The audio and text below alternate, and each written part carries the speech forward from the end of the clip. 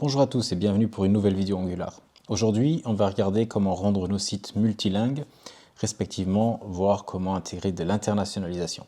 Pour cela, on reprend notre ancien projet, donc notre projet avec les to-do. Avant de pouvoir commencer à traduire notre site, il va nous falloir deux librairies. Donc on va installer ça tout de suite. La première librairie qu'on va installer s'appelle ngxtranslate/core. Donc on va faire un npm install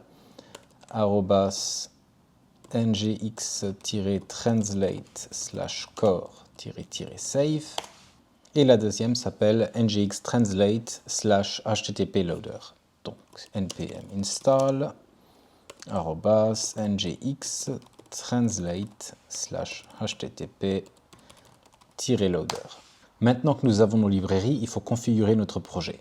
Pour cela, on va dans Source, App, et on prend notre fichier appmodule.ts. Et là, dans les imports, on va simplement rajouter translate module qu'on va importer, comme vous pouvez le voir, de nginx-translate/core. Et on fait un point for root. Et là, on va devoir le configurer, ce translate module. On commence par définir un dictionnaire dans lequel on aura un loader qui lui aussi est défini via un dictionnaire. Et là, on a la propriété provide à laquelle on va assigner le translate loader qu'on va donc lui aussi importer de nginx-translate/core. Puis on va indiquer comment créer ce translate loader. Donc on va dire use factory. Et là on va définir une fonction qui va être utilisée pour créer donc ce translate loader. On y reviendra tout de suite. Donc là on va l'appeler create translate loader. Et maintenant, donc là c'est normal, il est rouge parce qu'on ne l'a pas encore défini, on va encore définir cette fonction. Et puis pour finir, on va renseigner que notre translate loader va avoir des dépendances, donc deps, et notre dépendance ce sera le HTTP client. Donc là, juste pour vous expliquer un peu ce que je viens de faire, donc là je viens d'apporter un translate module et je dis voilà, mon loader ce sera un translate loader. On le créera avec une fonction create translate loader qu'on va encore définir et cette fonction va utiliser un HTTP client. Donc qu'est-ce que cette fonction va faire? Eh bien en somme, elle va aller lire dans un dossier les fichiers correspondant à une traduction quelconque, par exemple le fichier pour la traduction française ou la traduction anglaise, et va renseigner ce fichier à notre translate module qui pourra ensuite faire la traduction basée là-dessus. Maintenant, définissons donc cette fonction create translate loader. Pour cela, on remonte tout en haut de notre fichier, juste avant le @ngModule, et on va créer notre fonction, donc export function create translate loader. On va prendre un HTTP client en paramètre, et là on va faire un return new translate HTTP loader qui va prendre en paramètre notre HTTP client. On va lui indiquer dans quel dossier on veut aller lire ces fichiers de traduction. Donc ici, on va utiliser le dossier assets/i18n/ et on va encore renseigner que nos traductions vont avoir l'extension .json. Et donc, comme vous pouvez déjà le deviner, on va devoir créer dans Assets un dossier i18n et là-dedans, on aura plein de fichiers JSON qui correspondent à chaque fois à une langue différente et à des traductions. On va y revenir un peu plus tard. Maintenant qu'on a initié notre module, il faut qu'on sélectionne la langue vers laquelle on va traduire notre application. En règle générale, ce que je fais, c'est que je crée un service qui va s'occuper de gérer la langue sélectionnée par l'utilisateur. Respectivement, lorsque le client vient pour la première fois sur notre site, on va regarder quelle est la langue du navigateur et on va essayer d'utiliser celle-là pour traduire notre site. Pour cela, je vais donc créer un service dédié à cette gestion de la langue, mais vous pourriez le faire aussi autrement. Dans ce service, on va créer un nouveau dossier que je vais appeler language. Et là, on va créer notre service, language. Et qu'est-ce que ce service va faire? Eh bien, comme on vient de le dire, il va gérer la langue de notre utilisateur. Et donc, pour commencer, on va créer une fonction qu'on va appeler init language. Donc ça, c'est la fonction qui va initialiser la langue au démarrage de l'application. Et là, on va dire const value est égal à, et on va aller dans le local storage, faire un get item d'une clé. Attendez, on va définir une clé qu'on va appeler key language est égal à user language. Et donc, on va chercher cet élément dans le local storage. Et si jamais elle est définie, donc if value différent de null, on va l'assigner à une variable qu'on va appeler user language, qui va être privée. Le key language peut aussi être privé, donc private. Et là, vous noterez que j'ai appelé la variable underscore user language, mais ça, c'est parce que je veux exposer aussi une fonction user language qui va retourner la langue de l'utilisateur par après. C'est pour ça que j'utilise un underscore afin de pouvoir différencier les deux. Et là, donc, on dit this.underscore user language est égal à value. Sinon, si on n'a pas de valeur stockée, on va aller chercher la langue du navigateur. Pour cela, on définit une nouvelle variable, browser language est égal à, et là on peut faire un navigator.language. Et pour ceux qui ne savent pas ce que cette variable retourne, elle nous retourne une valeur sous la forme de, par exemple, en-gb, fr-fr. Donc nous, ce qui nous intéresse, c'est la première partie de cette variable avant le premier tiré. Donc pour cela, on fait un point split, et on va faire un split autour du tiré, et on prend la première valeur, donc l'index 0. Maintenant qu'on sait la langue qui est utilisée dans le navigateur du client, il faut qu'on vérifie si on supporte cette langue, et si on ne la supporte pas, il faut qu'on retombe sur une langue par défaut, par exemple l'anglais. Comment faire pour voir si la langue est supportée? Ce qu'on peut faire, c'est qu'on peut définir un tableau de langues supportées, supported languages, dans lequel on va définir les différentes langues pour lesquelles on a une traduction. Donc là, par exemple, je vais définir l'anglais, EN, et le français, FR. Et maintenant, on peut simplement dire 10.user language, on va mettre la langue par défaut EN, et puis on va regarder si la browser language est inclus dans les supported languages. Et donc pour ça, on fait if 10.supportedlanguages.includes le browser language. Et si c'est le cas, on fait 10.userLanguage est égal à browser language. Encore une dernière chose, afin d'éviter de refaire cette manipulation à chaque fois et de voir quelle est la langue du navigateur, puis de voir si on la supporte ou non, et ainsi de suite, ce qu'on va faire, c'est qu'on va faire un local storage.setItem 10.keyLanguage et on va y insérer donc le browser language. Maintenant, dans notre constructeur, ce qu'on va faire, c'est qu'on va déclarer private translate qui va être de type translate service. On va faire un 10.initLanguage pour initialiser la langue.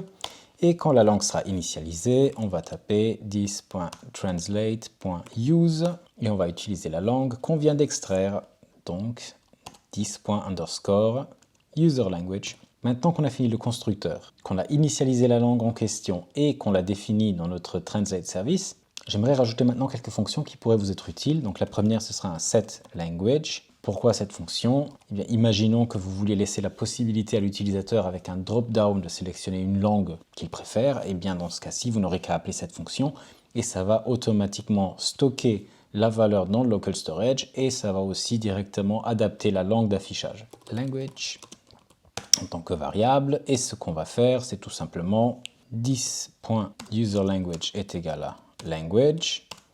Ensuite, un local storage setItem 10.keyLanguage 10.userLanguage.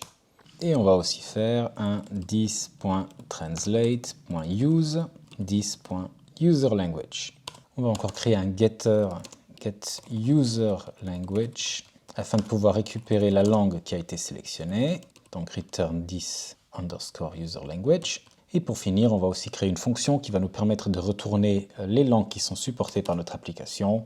On va simplement l'appeler getAvailableLanguages et on va faire un return 10.supportedLanguages. Pour moi, on est bon en ce qui concerne notre language service. Maintenant, il faut faire en sorte qu'il soit exécuté dès qu'on charge l'application. Pour cela, on va dans App Components et on va simplement créer un constructeur, constructor, dans lequel on va faire appel à notre language service et ça devrait faire l'affaire. Maintenant, vérifions si tout fonctionne jusqu'ici. Pour cela, on va ouvrir notre navigateur et on va simplement ouvrir nos outils de développement et dans l'onglet Applications, sous stockage local, vous voyez notre variable user language a bien été stockée avec fr. Donc fr parce que c'est la langue de mon navigateur. Si votre navigateur est en anglais ou en allemand, vous devriez retomber sur la valeur par défaut, donc en. Maintenant, c'est bien beau et comme vous le voyez, j'ai des erreurs. Qu'est-ce que l'erreur m'indique? Eh bien logique, elle me dit « Ah, bah le fichier fr.json n'existe pas. » Effectivement, il n'existe pas, on ne l'a pas créé. Donc, on va devoir créer ces fichiers de traduction, mais avant de les créer, il faut savoir qu'est-ce qu'on va traduire. Donc, commençons par cette page de login. Donc, on va essayer de traduire le username, password et login en des mots français. Retournons dans notre projet. Créons dans Assets notre dossier i18n. Et là-dedans, on va créer nos fichiers JSON, donc new file, fr.json. Et il nous en faudra aussi un en.json, donc la version anglaise. Ces fichiers sont des fichiers JSON tout à fait normaux, donc on va créer des clés et des valeurs. Pour le username, je vais prendre la clé username, et en français, on va traduire ça par nom d'utilisateur. Puis la clé password qu'on va traduire par mot de passe. Et login qu'on traduit par se connecter. On sauvegarde, il nous faut la même chose en anglais maintenant. Donc en anglais, username reste username, password reste password et login, login. Bon, maintenant nous avons nos fichiers. Il est temps d'utiliser ça dans notre programme. On va ouvrir notre page de login, pages login. On prend la HTML et dans la HTML, là où on a une occurrence de username, on rajoute les deux accolades. Le username, on va le taper dans des guillemets. Et puis, on utilise une pipe, et à côté de la pipe, on écrit translate. Donc, je vous explique ce qui se passe. On va dire, voilà, dans ce matlabel, par exemple, on va avoir le texte username, et ce texte username, on va l'envoyer à notre translate module, donc via ce pipe au translate, et le translate module, il va chercher dans le fichier correspondant, donc dans notre cas fr.json, s'il trouve une traduction, oui ou non. S'il trouve une traduction, il va traduire ce texte. S'il ne trouve pas de traduction, il va afficher ce texte tel quel. Maintenant, on fait la même chose partout ailleurs. Donc là, on a un username aussi dans le placeholder. Je vais faire un copy-paste. Plutôt comme ça. Et pour le password, même chose.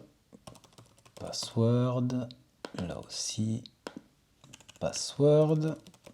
Et il nous reste encore le bouton login. Login.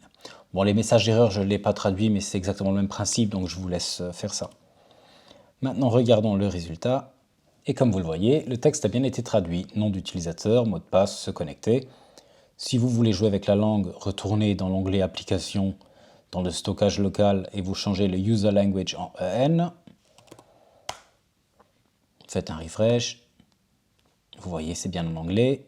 On rechange en français. Refresh. Nom d'utilisateur, mot de passe. Bon, là, on a manipulé la variable directement dans l'application. Bien entendu, dans vos applications, vous aurez un drop-down où vous laisserez le choix à l'utilisateur de la langue. Donc, là, on vient de voir des messages très simples. Donc, un mot à traduire en un autre mot ou une phrase à traduire en une autre phrase. Mais des fois, on a besoin de choses plus compliquées.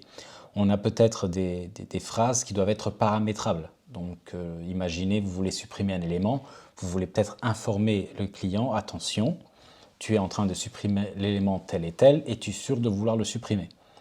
Et dans ce cas, peut-être que la structure même de la phrase en français n'est pas la même que la structure en allemand. Donc il faut qu'on puisse avoir des variables dans nos traductions et les placer à des endroits différents en anglais ou en français.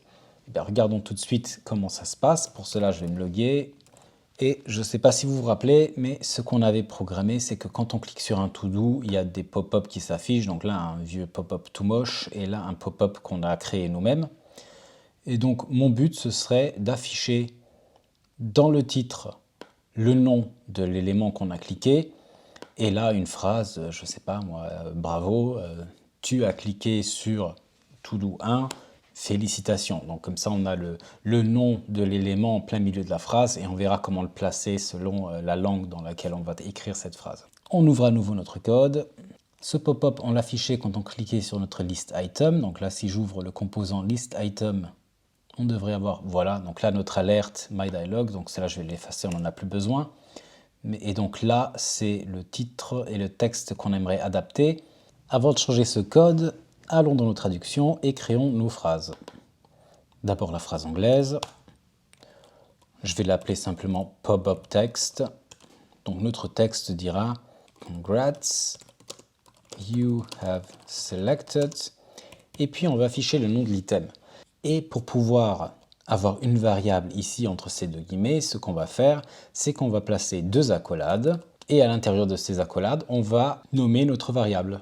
Donc là, je vais l'appeler item name. Et puis par la suite, quand on va traduire ce texte, on va pouvoir passer en paramètre une variable qui va s'appeler item name et qui va prendre donc cette place. Et en français, on va structurer la phrase un peu différemment pour vous montrer à quoi ça peut ressembler. Donc là, je vais copier ça. On va aller dans notre fichier fr.json et on va dire bravo, virgule, l'item, le nom de l'item, a été choisi. Et vous voyez, la structure de la phrase est différente et pourtant, grâce à ces variables, ça va marcher. Maintenant, retournons dans notre élément, donc listItem component.ts. Et donc ici, on aimerait traduire quelque chose avant de l'envoyer dans ce composant dialogue. Et pour cela, il va falloir qu'on fasse appel à cette traduction via du code et non pas via des pipes dans du HTML. Mais là aussi, ce n'est pas très compliqué. On fait simplement 10.translate. Ah oui, attendez. D'abord, on va bien entendu dans notre constructeur importer le translate service. Voilà. Et donc là, on fait 10.translate.get. Là, il nous faut le nom de notre variable. Donc attendez, je vais le copier pour ne pas faire d'erreur. C'était pop-up underscore text. Puis, il nous faut les différentes variables. Donc nous, on l'avait appelé item name. Et là, on va le renseigner. Donc 10.listItem.title. On fait un subscribe. On aura en tant que résultat le texte du pop-up. Donc on va appeler ça là une variable pop-up text. On glisse tout le code là à l'intérieur de ce subscribe et on remplace le texte par le texte qu'on a traduit ci-dessus, donc pop-up text. On sauvegarde. Voyons maintenant le résultat. On est de retour sur notre application. Je vais cliquer sur un élément et là on voit bien, bravo, l'item to-do 1 a été choisi. Si maintenant je ferme ça, je passe en anglais. On fait un refresh et je clique sur le même élément to do, on voit bien en anglais Congrats, you have selected to do 1. Nous avons bien deux phrases avec deux structures différentes qui utilisent bien le nom du to do à l'endroit approprié, dans la langue appropriée. Et bien voilà, maintenant c'est à vous de jouer, vous pouvez vous amuser à traduire le reste des éléments, comme vous le voyez il y a encore pas mal de choses sur cette page à traduire. Veuillez noter aussi que ça, ce n'est que le début. Donc là, on a vu comment traduire du texte, mais il y a plein d'autres choses qu'on peut faire pour la localisation. Quand on parle de localisation, on parle aussi de format de chiffres, format de date. Et donc tout ça fait partie d'un ensemble. Là, on vient de voir les bases. À vous d'approfondir. Et si vous avez des questions, n'hésitez pas à me les mettre dans les commentaires. Et voilà, cette vidéo s'achève. J'espère qu'elle vous a plu. Si c'est le cas, n'oubliez pas de me lâcher un pouce bleu et de vous abonner. Laissez-moi aussi un commentaire si vous avez des questions ou si vous avez des sujets que vous aimeriez que je traite dans une prochaine vidéo. Merci à tous et à bientôt.